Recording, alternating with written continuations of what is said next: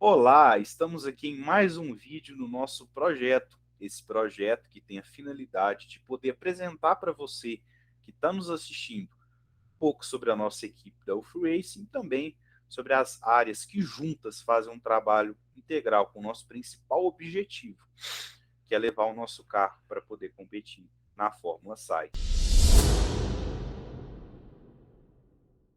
Meu nome é Guilherme Lissal, você já me conhece, atualmente eu sou trainee do marketing e estamos aqui hoje com um convidado muito especial para nós, que prontamente atendeu o nosso convite, desde já eu agradeço muito.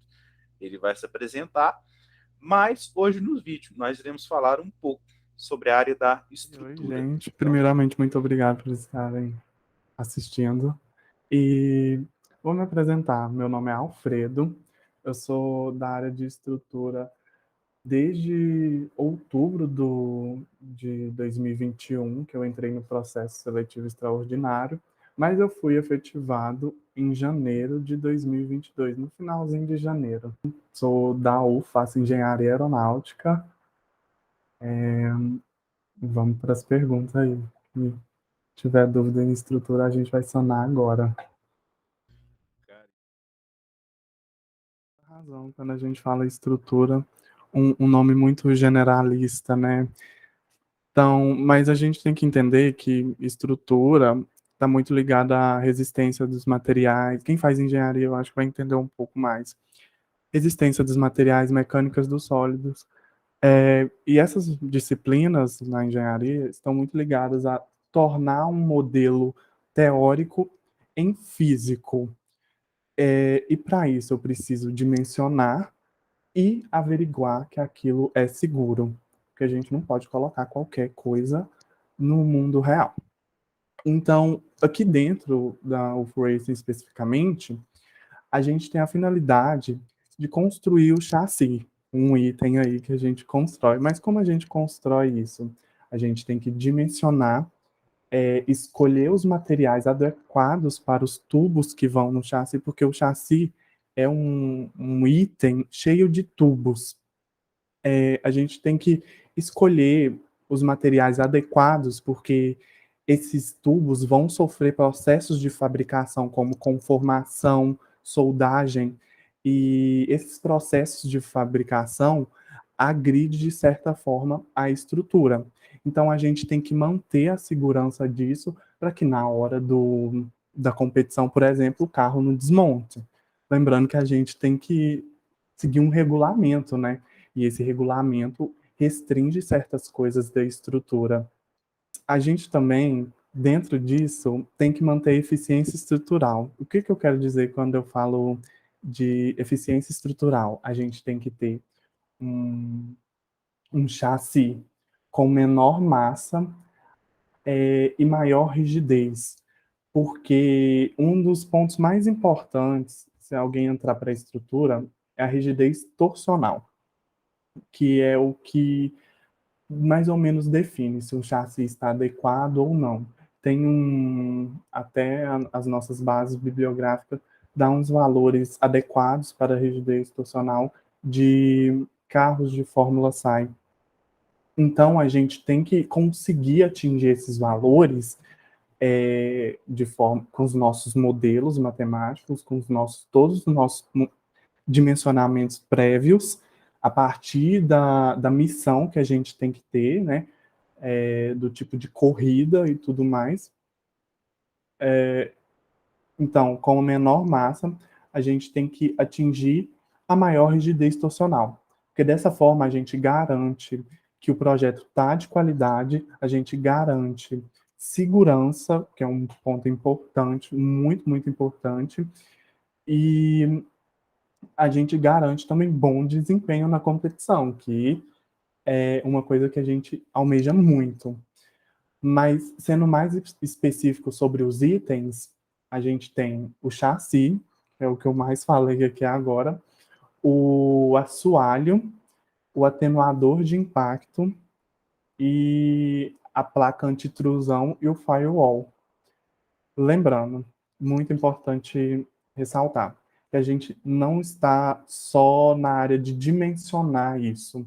a gente está na área de fabricar isso, ou seja, se ligar em soldagem, conformação, e outros tipos de processos de fabricação que podem ser aplicados, usinagem também, acabei de lembrar de outra aqui agora, qualquer tipo de corte e fixação, que também é uma coisa muito importante, porque a gente quer tornar aquele modelo teórico mais próximo do físico, sem que haja muita diferença. Porque quando qualquer processo de engenharia, no modelo teórico, tudo lindo, tudo funciona perfeitamente.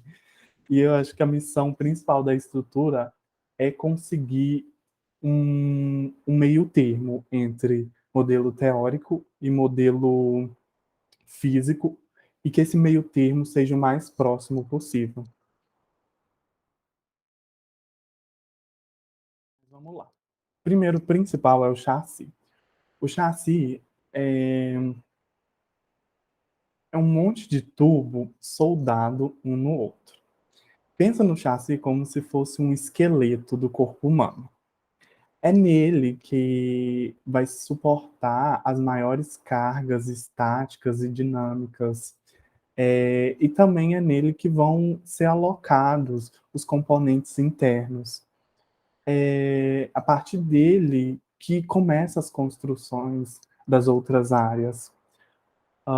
Então, o chassi, assim, ele é o que dá forma, ele é o que dá a rigidez, ele é o que permite o carro a, assim, a se locomover de certa forma, mas entenda se locomover como algo, fazendo analogia ao corpo humano, se você não tivesse osso, não tinha como você andar, entendeu?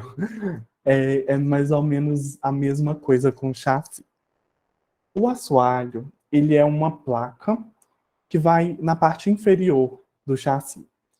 Por quê? Porque a gente não pode, a gente tem que evitar que componentes internos e até mesmo o piloto encoste no chão. Imagina, ninguém vai querer, numa corrida, ficar um componente encostando no chão, com o banco do piloto encostando no chão. Isso não é nada seguro, gente. Mas é basicamente isso. O atenuador de impacto, ele é muito autoexplicativo, ele atenua impacto, ele é uma coisa que fica mais na parte frontal, mais na parte dianteira do carro, e ele é um absorvedor de energia e também tem essa coisa de segurança, porque qualquer impacto tem um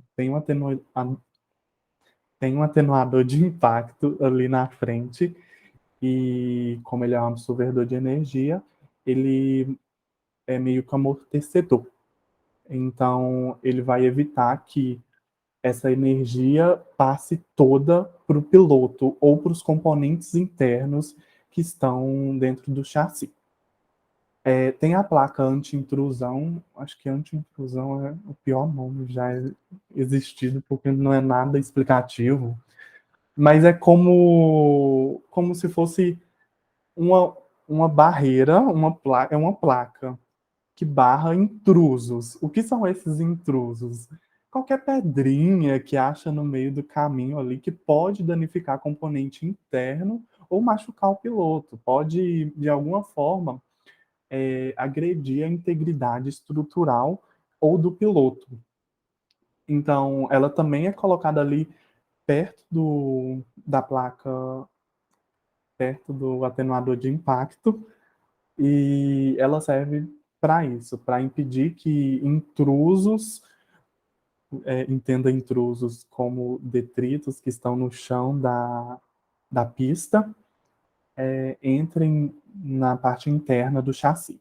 E tem o firewall, que ele é uma placa que divide o piloto do motor. Mas para que isso? O piloto não vai querer ficar com as costas perto do motor sem nenhuma proteção. Inclusive, a SAI também não quer isso, porque tem uma parte da SAI que fala especificamente do firewall. Tem que ter tem que seguir umas certas coisas para a gente colocar, e é por questão de segurança, né? Então, tem que ter essa placa para que o piloto esteja seguro do calor que o motor emite, né? Então, é mais ou menos isso que cada, cada item que eu citei anteriormente faz. Nossa, você tocou a nossa dor mais latente, que é os preços. Assim, o chassi, gente, o chassi é muito, muito caro. Os tubos são caros, os processos de fabricação são caros. E eu acho que esse, de longe, é o nosso maior desafio. E imagina, você tem o tubo já, que é uma peça fundamental ali para a construção do chassi, ser caro, e a gente vai lá e erra algum dos, alguns dos tubos. Um tubo não era para ser cortado de tal jeito. É dinheiro jogado fora. E não dá para descortar um tubo. Como você vai descortar um tubo, gente? Não, não existe isso. Então a gente tem que ser muito atento a isso. Fora que, como eu disse, o chassi, ele é o esqueleto ali, né? Fazendo aquela analogia com o corpo humano. Então o chassi é a primeira coisa que tem que estar pronta para as outras áreas começarem a trabalhar. Porque as outras áreas vão começar a trabalhar em cima do chassi. A alocação do motor, o pessoal da suspensão, todas as outras áreas vai ter que adaptar de certa forma, obviamente, isso é projetado antes, isso tem uma conversa antes para ver como vai ficar a locação, mais ou menos o tamanho mais ou menos de cada componente, mas mesmo assim o físico ainda precisa do chassi primeiro para você conseguir transformar as outras coisas e alocar as outras coisas dentro do carro, sabe? Então, assim, o dinheiro, a, o valor agregado ao material, ao item, é muito alto, é muito, muito grande. A gente tem que ter muito cuidado com os processos de fabricação. A gente também tem que ter muito cuidado com o material que a gente compra, porque dependendo quem faz engenharia, tem disciplinas de processo de fabricação. E alguns materiais não aceitam fabricação direito. Por exemplo, o titânio, você sabe que você não pode aquecer ele muito, porque, como eu vou ser repetitivo aqui, quem faz engenharia vai entender propriedade de materiais do titânio aí. Não, não é bom você colocar ele em processos que exijam alta temperatura. Mas ele é um material muito resistente. Então, talvez um processo só de conformação seja bom, mas você tem que lembrar que o processo de conformação para o titânio vai ser mais caro, porque ele é um material muito resistente. Então, a gente tem que achar materiais que sejam baratos, mas que atendam aos requisitos que a gente impôs. Mas, lembrando, tem um regulamento e a gente tem que seguir esse regulamento. Não basta a gente impor um objetivo de projeto se aquele objetivo de projeto está totalmente fora do regulamento. Se tratando mais da área de... Eu falei muito de fabricação, se tratando mais da área de projetos, a gente tem diversas simulações, porque não dá para fazer, não dá para colocar, não dá para fazer um modelo físico sem ter aquele atestado de qualidade ali prévio, sabe? Como eu disse, é tudo caro. Então, essas simulações são demoradas, não são triviais, são cheios de pormenores que a gente tem por objetivo e tem que tirar também de input que eu falo, gente, é entrada, sabe? Input do regulamento. São cheios de detalhezinhos, as conexões. Quanto mais próximo a gente fazer essa simulação do modelo físico, melhor para a gente, porque a gente tem ali certeza de que aquilo não vai dar errado. Mas quanto mais próximo a gente faz do modelo real, mais difícil é a simulação, mais detalhado é, por exemplo, o desenho. O desenho de algumas coisas não é trivial. A simulação também, quanto mais, quanto menor a malha, malha que eu falo é dividir, segmentar toda a estrutura em pequenos elementozinhos, tipo quadrados, para a gente ter um resultado ali em cada um desses elementos. Quanto menor a malha, mais tempo de simulação vai ter. E você não pode simplesmente parar a simulação porque você quer. Você tem que ir até o final. E tu tem que entender também quais resultados você está buscando e as conclusões que você tira sobre ele. Não basta eu fazer uma simulação por fazer. Eu tenho que fazer uma simulação com um objetivo. Por exemplo, eu faço uma simulação de curva. Por que eu vou fazer uma simulação de curva? Porque eu sei que durante o trajeto eu vou ter curvas. Se eu não simular isso, pode ser que durante uma curva, uma carga esporádica apareça e meu modelo real não aguente isso, porque eu não simulei, entendeu? E essas simulações dependem do material, como eu disse antes, do material do tubo, do diâmetro do tubo, de todo o dimensionamento do tubo, de todo o dimensionamento do chassi, de um modo geral, dos processos de fabricação também, que os processos de fabricação reduzem um pouco, são pontos concentradores de tensão. Então, a gente tem que se atentar a esses detalhes. São desafios cotidianos que a gente vai ter hoje, a gente teve ontem, a gente vai ter amanhã. E muito bem que a gente não exige conhecimento técnico nenhum. Então, a pessoa que quer se candidatar, não fique preocupada, assim, ah, não sei SolidWorks, que é um software que a gente usa aqui.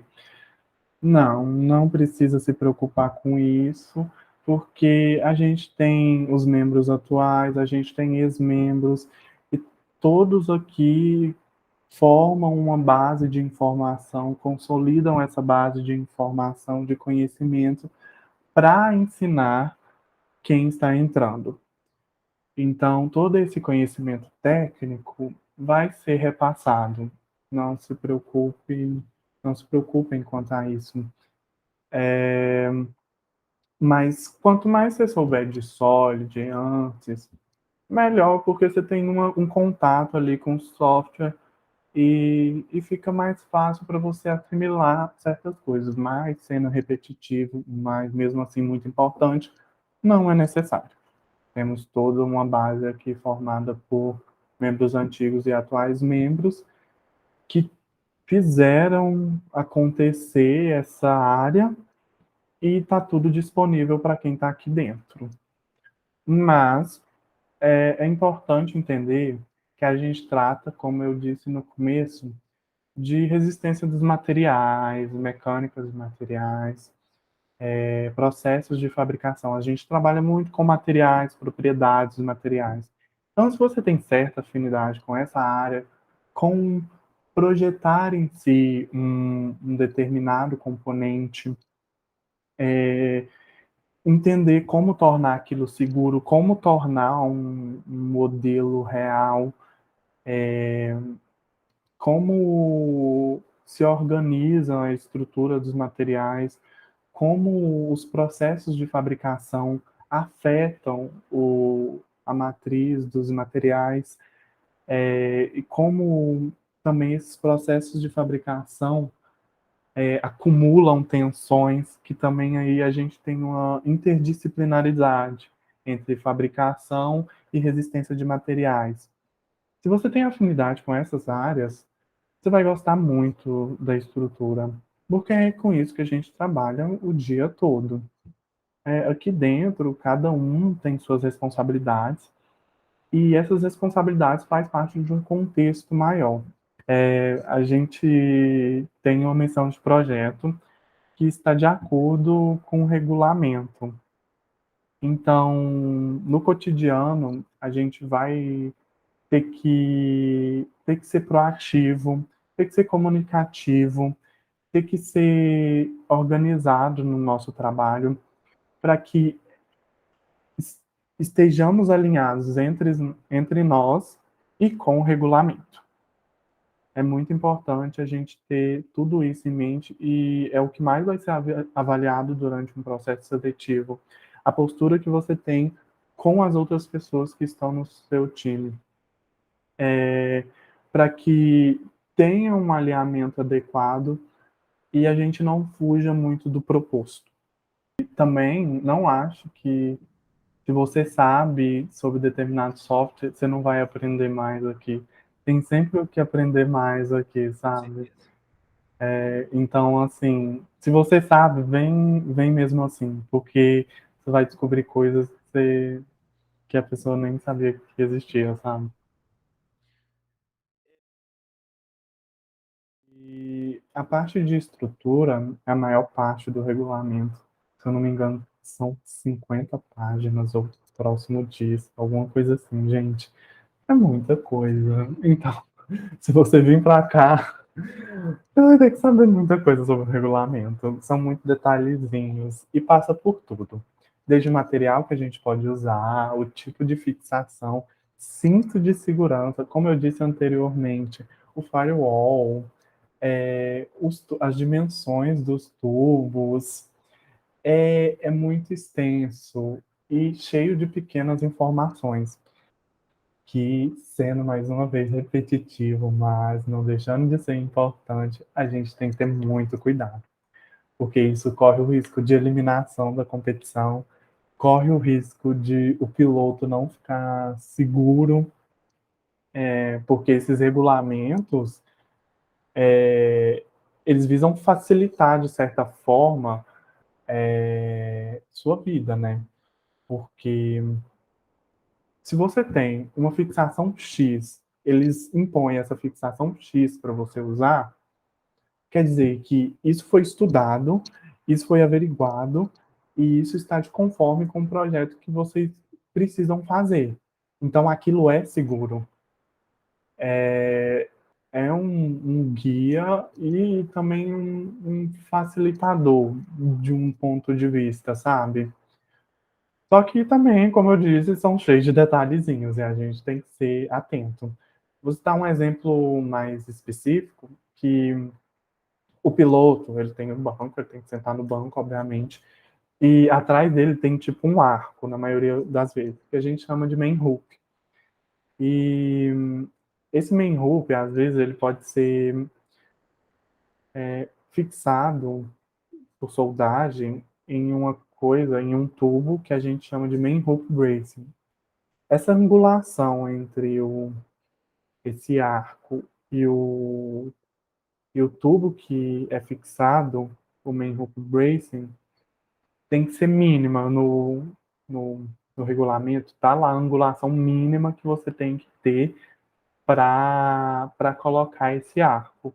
Isso é uma das coisas que a gente tem que atentar. Também é cheio de template que eles vão colocar lá na hora da competição, que a área de baixo, a área inferior precisa ter.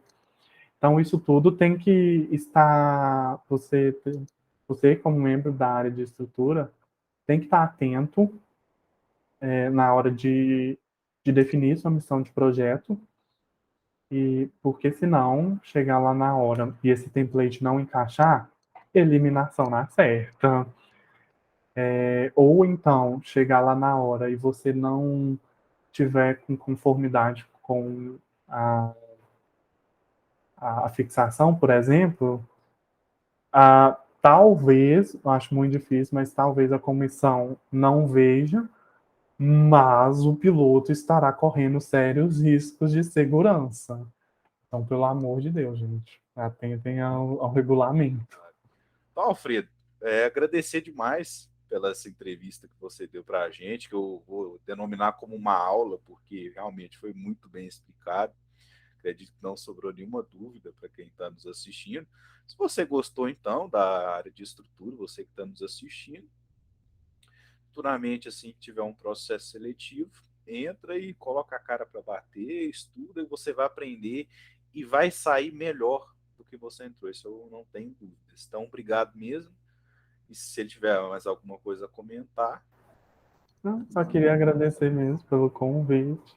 Precisando, quem precisar, quem estiver assistindo esse vídeo, precisar de alguma ajuda, alguma informação que passou batido ali, ou querer mais informações, pode me procurar, sem problema nenhum. E é isso, estamos aqui para ajudar, estamos aqui para aprender, estamos aqui para o que vier, sabe? Muito obrigado a você, Guilherme, e o pessoal que está nesse projeto, por me convidar, foi muito bom. E é isso, só tenho a agradecer Gente, mesmo. obrigado você que nos assistiu até aqui. Espero que vocês tenham se interessado pela área, espero que vocês tenham conhecido um pouco mais sobre a Earthrace e até a próxima.